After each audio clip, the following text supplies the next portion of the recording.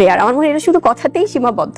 বলিউডের জনপ্রিয় অভিনেত্রী শবনম বুবলি গত ঈদে দেওয়ালে দেশ ও মায়াদা লাভ সিনেমা দিয়ে আলোচিত হয়েছিলেন এই নায়িকা।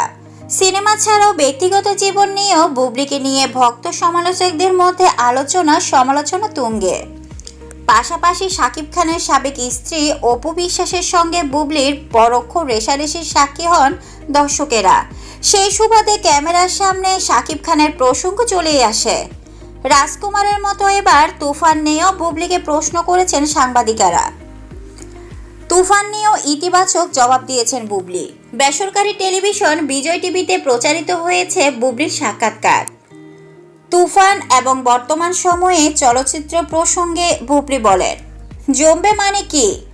মানে আমরা তো এই জমজমাট ইন্ডাস্ট্রি চাই সব সময়, জমে ক্ষীর হবে, শুধু অপেক্ষা। তুফানের ট্রিজার কেমন লাগলো প্রশ্নের জবাবে বুবলি বলেন, খুব ভালো হয়েছে সত্যি। পুরো সাক্ষাৎকারে সামাজিক মাধ্যম তাকে নিয়ে চলমান মন্তব্য এবং হেনস্থা নিয়ে কথা বলেন বুবলি। আর সামাজিক মাধ্যমে এইসব কর্মকাণ্ড নিয়ে আইনি পদক্ষেপও নিয়েছেন নায়িকা। ভাটারা থানায় করেছেন জিডি।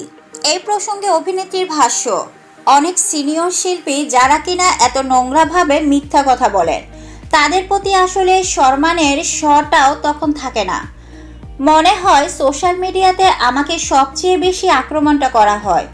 শুধু বুবলি হিসাবে বা নায়িকা হিসাবে নয়, আমি চাই মেয়েদের বিরুদ্ধে এমন সাইবার বুলিংও বন্ধ হোক। গত ৬-৭ বছরে আমাকে যেই পরিমাণ সাইবার বুলিং করা হয়েছে, মেবি আমাকে সোশ্যাল মিডিয়ার সবচেয়ে বেশি আক্রমণটা করা হয়।